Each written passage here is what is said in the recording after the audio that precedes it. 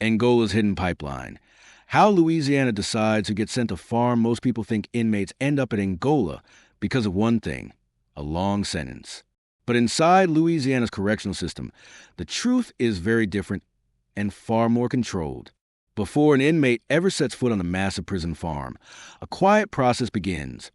One hidden inside offices, classification rooms, and digital files the public never sees. It starts with a question officers ask behind closed doors. Should this inmate stay in parish custody or enter the Angola pipeline? This pipeline is not written on any public document. It isn't announced, explained, or shown to families. But it decides everything: who gets transferred when they move, why they're selected, and how quickly they disappear into the farm system. For some inmates, the decision happens the moment they are sentenced.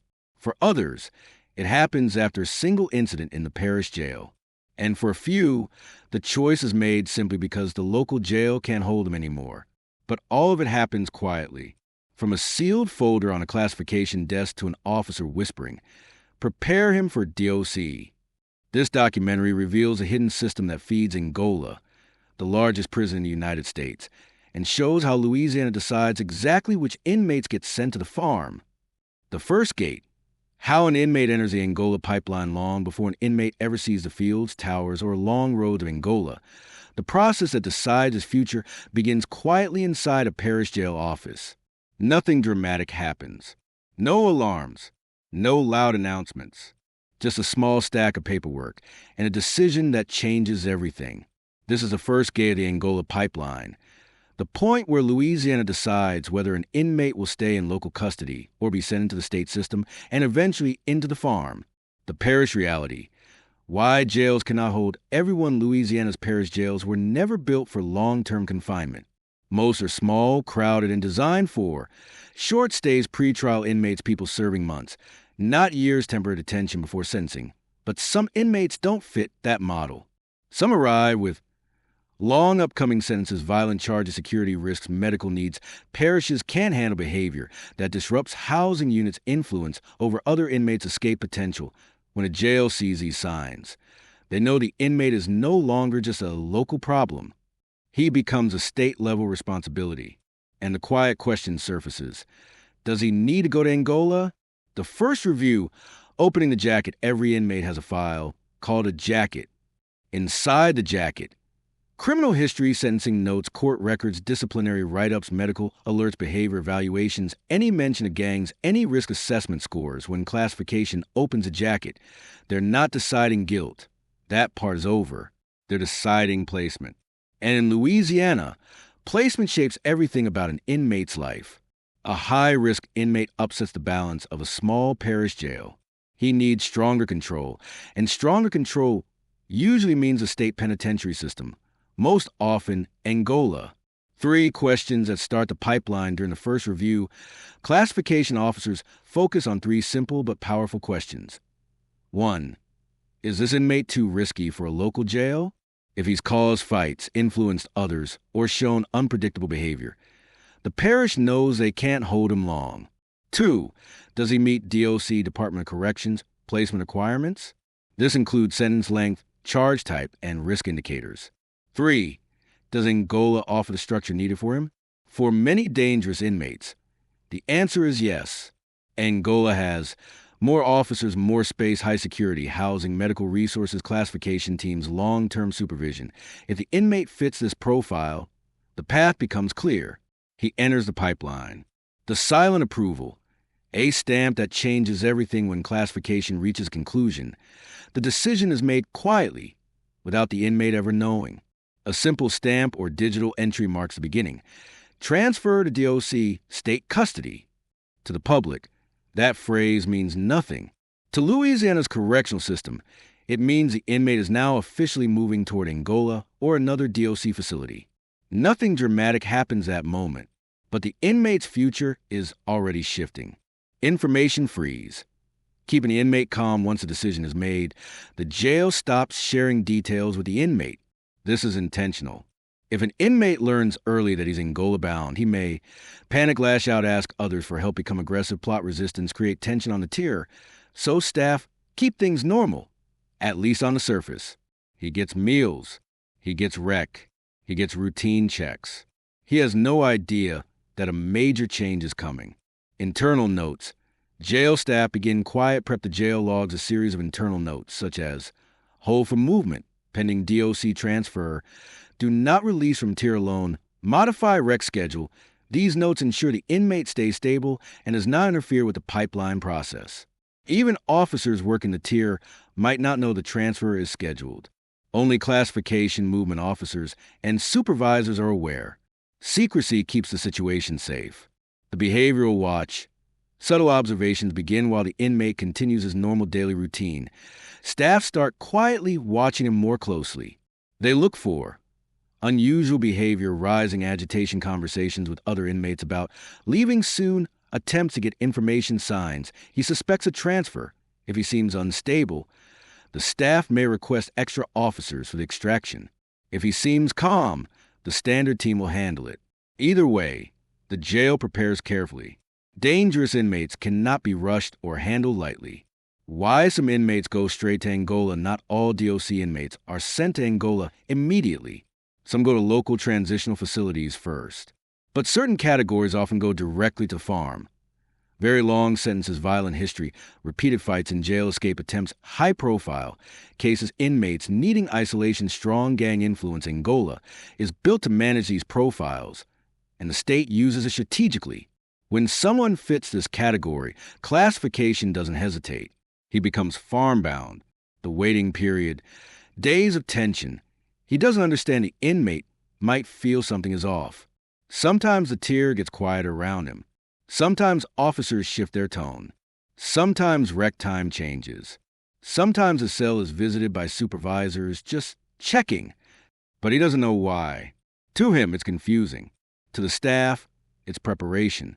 During this window, his name enters a movement schedule sent to DOC. Routes are planned. Transport vans are assigned. Officers are selected. His entire future is being arranged without him knowing a thing. The order is final. He is going to farm before the inmate ever hears a word. The decision is already locked in. His paperwork is signed. His transfer packet is sealed. His name appears on the DOC incoming roster. The Angola pipeline has claimed another inmate. This isn't punishment. It's structure. It's safety. It's how Louisiana stabilizes its correctional system. And the inmate's first step into this new world will begin soon, with a knock on a cell door and a quiet instruction. Pack up. You're leaving. The trigger points. What pushes an inmate into Angola's pipeline? Decision to send an inmate to Angola does not happen by accident. Louisiana does not move someone into the largest maximum security prison farm in America unless clear warning signs appear. Some of these signs come from paperwork. Some come from behavior inside the jail. Others come from factors the inmate never even knows about. This chapter explains exactly what triggers the system to say, send him to the farm. And most of these decisions are made long before the inmate realizes what's coming. 1. Sentencing. The most common trigger when a judge announces a sentence like 25 years, 40 years life without parole, the parish jail knows immediately. This inmate cannot stay here. Parish jails aren't built for decades-long custody, constant supervision, high-risk movement, long-term medical care, secure recreation for violent offenders. So the moment the judge's words hit the paperwork, classification begins preparing the transfer. Some inmates are sent out within days. Others wait weeks. But once the sentence is final, the pipeline starts moving. 2. Behavioral risk.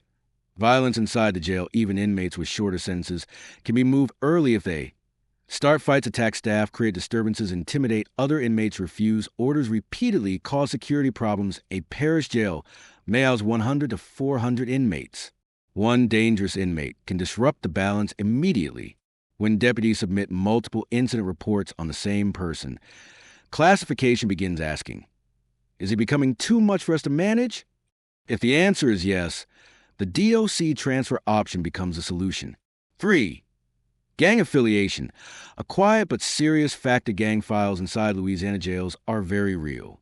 They track known members, associates, behavior patterns, who controls which tier, who influences others, who is outside communication. If an inmate begins organizing others or showing signs of gang leadership, the parish will not wait for things to escalate.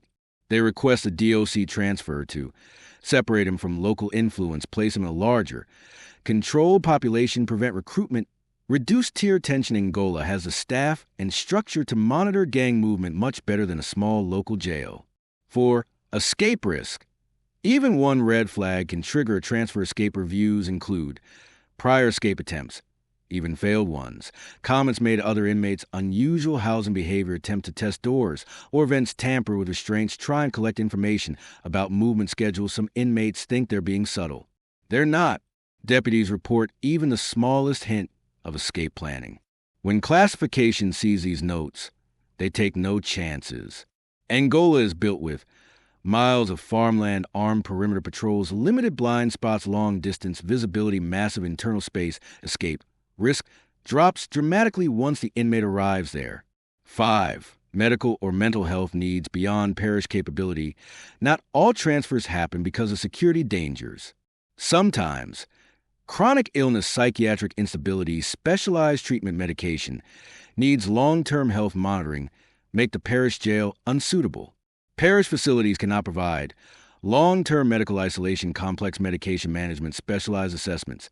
So DOC accepts these inmates and moves them to Angola, where medical resources are larger and better funded. This is one pipeline factor inmates rarely understand, because it has nothing to do with discipline or danger, just capability. 6. Overcrowding. The silent force behind many transfers. Some parish jails are stretched thin. When numbers spike, classification looks at each inmate and asks, who is sentenced? Who is high risk? Who is long-term? Who has behavior flags? Those inmates move first. Transfers relieve pressure, calm tensions, and free up space for pretrial inmates. Angola becomes a destination because it can handle massive populations spread across a large geographic layout. 7. Administrative separation. When an inmate can't stay near someone else, sometimes an inmate is moved not because of his own behavior, but because a co-defendant arrives, a rival is housed nearby, a former victim enters a facility, rare but possible. An inmate threatens him, he threatens someone else. Small jails cannot keep certain people separated. Too many cross paths, share hallways, and shared rec areas. To prevent conflicts, classification quietly marks. Move to DOC for separation. 8. Jail politics. When a dangerous inmate destabilizes, tiered jails operate like ecosystems. One person with the wrong influence can make everything unstable. If an inmate pressures others, orders contraband movement, stirs tension between groups, manipulates weak inmates, undermines deputies, disrupts count times, creates fear among staff, the jail's leadership knows the truth. He's becoming an anchor. If he stays, the tier will break. If he leaves, everything resets. This is one of the strongest triggers for immediate DOC transfer. How these triggers work together, the pipeline is not a single decision. It's layers building on each other. For example, an inmate with long sentence and discipline issues, an inmate with gang ties, an escape red flags, an inmate with medical needs, and overcrowding issues, an inmate with influence, and behavior problems. These combinations practically guarantee movement to Angola. The inmate still knows nothing while all these meetings, file reviews, and decisions happen. The inmate sits in his cell living his routine. Eating meals, going to rec, asking for commissary, talking through bars, watching TV, playing cards. He has no idea that within days, maybe even hours, he will be leaving the parish jail forever. The Angola pipeline doesn't warn you before it moves you. It moves you quietly, systematically, and with full coordination between the jail and the state. The quiet setup. How the Angola transfer is prepared without the inmate knowing the decision is already made. The inmate is going to Angola, but the system doesn't move him immediately. Before the van arrives, before the sally port opens, the parish jail must prepare for something most inmates never see coming. This chapter shows how the transfer is set up silently, step by step, without alerting the inmate or the rest of the jail population. Nothing about this process is rushed. Nothing is loud. Everything is controlled. The transfer prep begins. Quietly, once classification decides the inmate is entering the Angola pipeline, the staff begins a sequence of internal actions that the inmate has no access to. They don't tell him. They don't change his routine. They don't even look at him differently. But behind closed doors, the movement machine starts running. 1. The movement notice, no one says Angola out loud, a small electronic message is added to the inmate's profile, pending DOC transport. This phrase is intentionally vague. It hides the destination while still alerting key staff. Only authorized personnel can see the full note. Classification supervisors, transport officers, DOC coordinators, everyone else sees nothing. This protection prevents rumors, tension, or manipulation. 2. The jail map is redrawn for one inmate when a dangerous inmate is about to move. The jail shifts around him to prevent. Escape attempt communication with other inmates, panic fights, last-minute request disruptions, so officers begin adjusting the environment. Moving him to a quieter tier limiting who walks past his cell, changing rec times, minimizing contact with certain inmates, watching his behavior more closely to him. Life looks normal. To staff, these are early steps of a major operation. 3. The extraction team is selected. Only trained officers, not every officer is chosen to move a high-risk inmate. The jail picks a team known for calm behavior, strong communication experience with restraints, predictable movement, zero, emotional reactions control. Under stress, these officers meet in a small office and review. The inmates' behavior reports, past incidents, gang affiliations, medical issues, mental health notes, escape history, risk score. Nothing discussed in that room leaves the room. 4. The transport van is prepared. The cage on wheels, the jail examines the van thoroughly. Lock seat, restraints, internal cages, cameras, GPS, tire pressure, emergency keys, radio communication. The van must be perfect. A single loose bolt or weak latch can create serious risk on the road. Officers also stock first aid items, gloves, extra restraints, spare keys, emergency tools. The inmate doesn't know it, but the vehicle that will take him to Angola is already being checked for the final time. 5. DOC coordination. The state prepares for arrival. DOC, Department of Public Safety and Corrections, communicates with the Parish jail. Confirms the inmate, confirms the offense, confirms the sentencing, assigns intake times, checks bed availability, confirms security, level, prepares classification for arrival. Nothing about this coordination is visible to the inmate or anyone around him. It all happens through encrypted messages and short phone calls. 6. Timing is everything. Transfers happen early and fast. Most Angola transfers happen before sunrise, before breakfast, before inmate movement begins, before noise rises in the tier this timing avoids. Crowds, watching eyes, gossip, interference, escape. Attempt the inmate sleeps unaware the night before. He has no idea that by the next sunrise, he will be on the road to the farm. 7. The property pack. His old life shrinks into a bag. Staff gather the inmate's property. ID, legal papers, limited personal belongings, commissary items, allowed for travel, medical info, classification, folder. Anything prohibited gets stored or discarded. This pack follows him to Angola. It is the last piece of his Parish jail identity. 8. The behavior check. Staff watch for signs. Inmates sometimes feel something without being told. Maybe an officer's tone shifts. Maybe rec time changes. Maybe the tier feels quieter. So officers monitor carefully for rising tension, pacing questions about movement, unusual silence, attempt to gather information, sudden cooperation, sudden anger. If the inmate shows signs of stress, the jail tightens the plan. If he stays calm, the plan continues as normal. 9. The night before, the jail prepares while he sleeps after lights out. The jail becomes a preparation zone.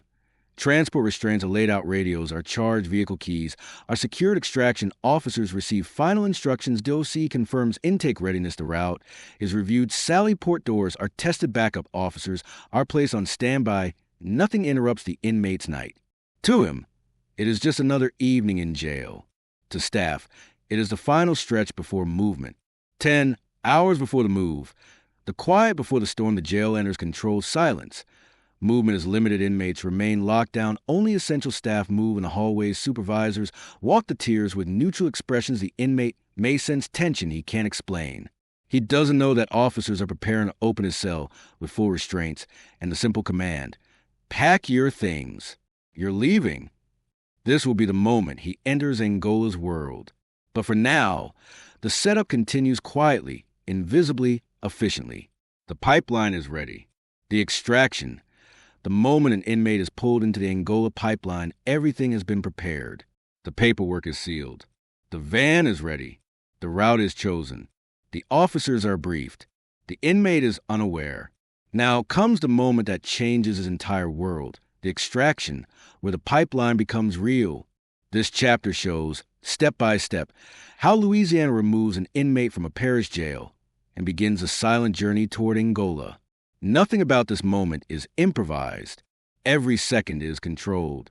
The silent walk to his cell before sunrise. When most inmates are asleep, the extraction team gathers in a restricted hallway. For officers stand in formation.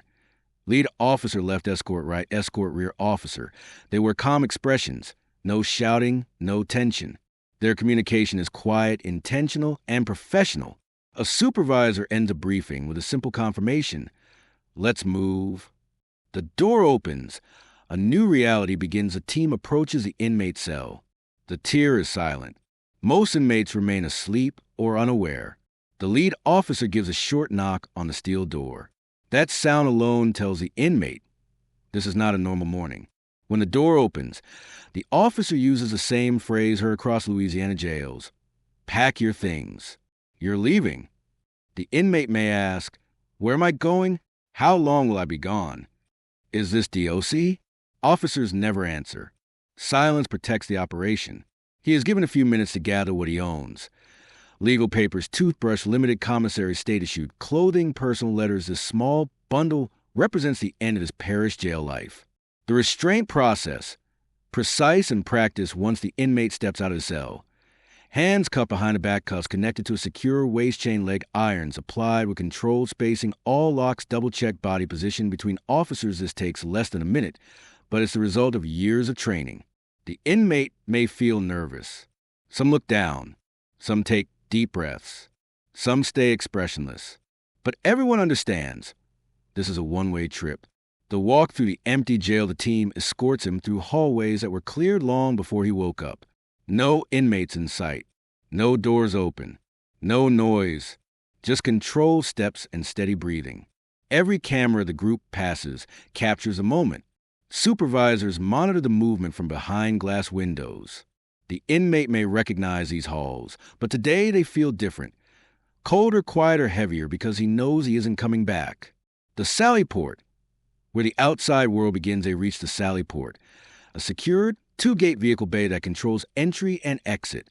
The inner door closes behind them with a deep metallic echo. The extraction team positions the inmate safely while the transport van backs into place. For a moment, nothing happens. Just breathing, lights humming, and the quiet click of radios. This pause builds tension, not for the officers, but for the inmate who still doesn't know the destination. The van opens. The cage on wheels, a transport officer opens a van's steel side door, revealing small interior cages, metal benches, narrow windows, or none at all. An isolation compartment for high-risk inmates. Reinforced locks. The inmate steps inside under close control. Sometimes he looks around to understand where he's going. Sometimes he doesn't ask at all. Once he is secured, leg irons clip the floor, anchors, seat restraints, locked doors shut with a heavy thud. The officer taps twice on the side panel, signaling all secure. The exchange of custody. His jurisdiction changes inside the sally port. The parish signs transfer forms. DOC verifies his identity. Officers confirm no medical restrictions. Property is handed over. Classification folder is checked. The step is simple but powerful. The inmate is no longer a parish responsibility. He is now state custody. From this moment, Louisiana's correctional system owns the journey. The final words before movement, when everything is ready, a supervisor gives a signal. Roll out. It's calm. No drama. No noise. The engines start. The sally port gate rises. The convoy pulls forward. As the van crosses the outer gate, the inmate leaves his parish jail world behind and enters a long, hidden road toward Angola. The journey has begun inside the van. He cannot see where he is going. He cannot track time. He cannot predict the route. He cannot communicate with anyone.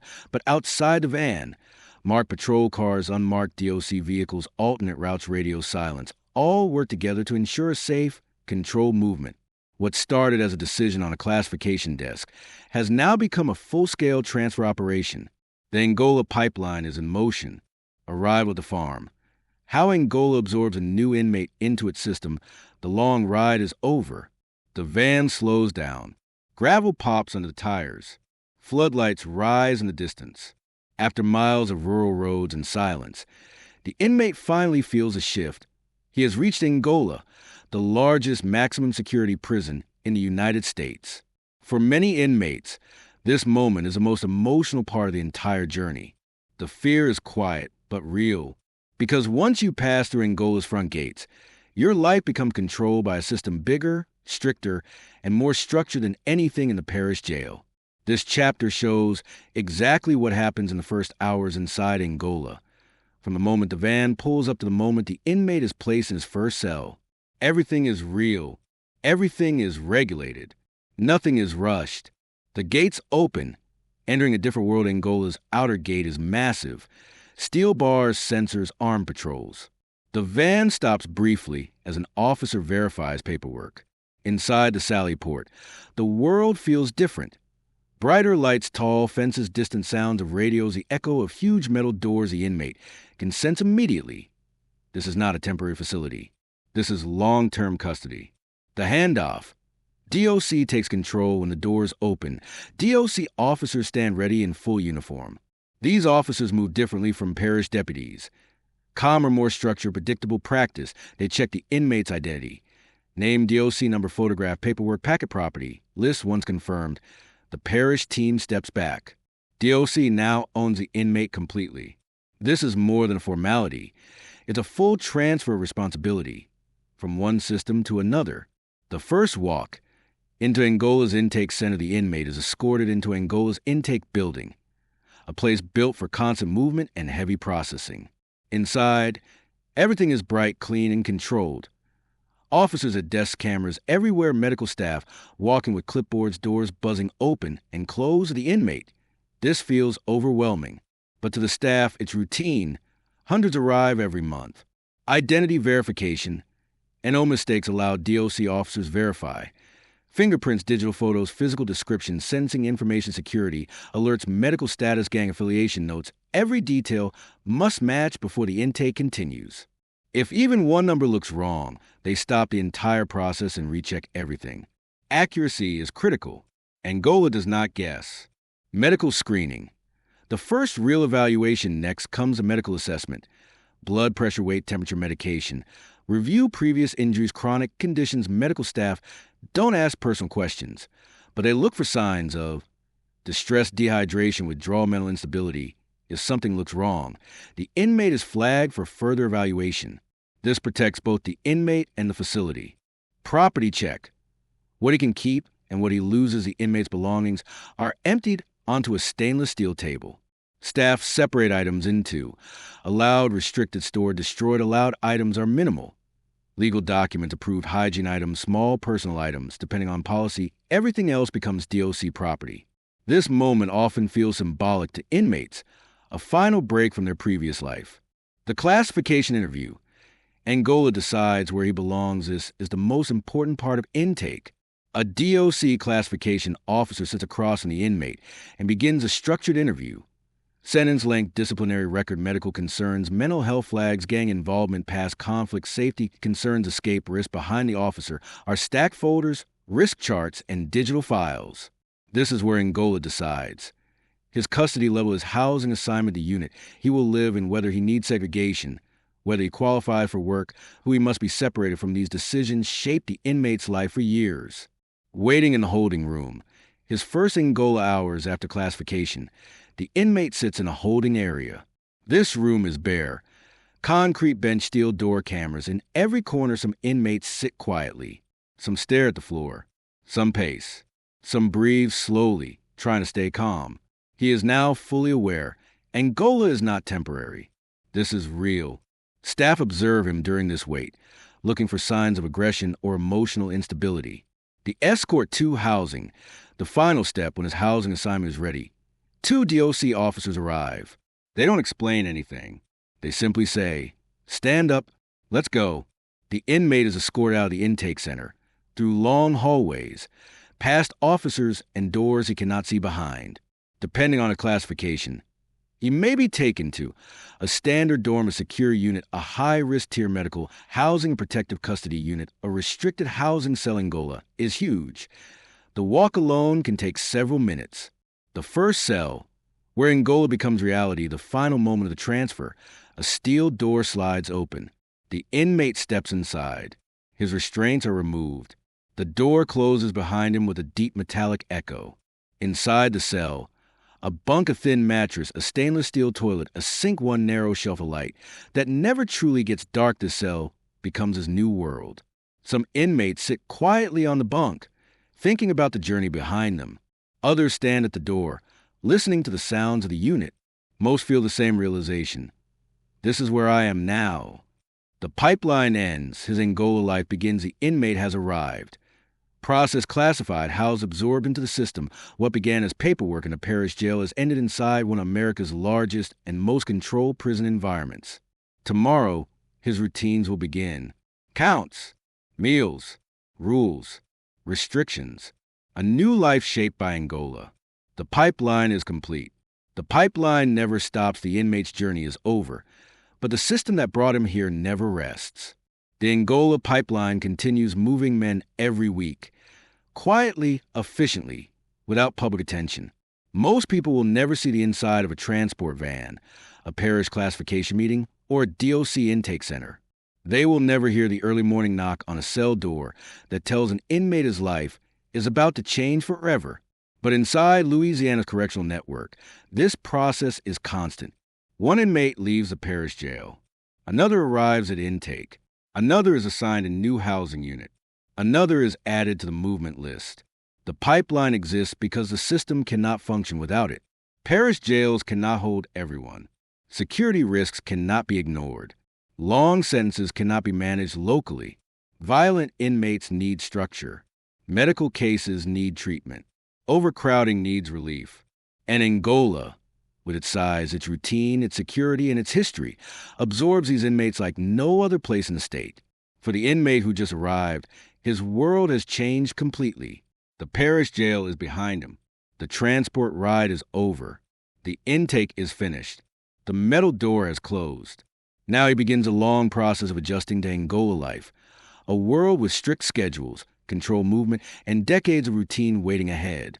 But for the officers, the administrators, the system behind the scenes, this was just one transfer, one case, one completed movement. The pipeline resets. New names are added to the list. New decisions are made.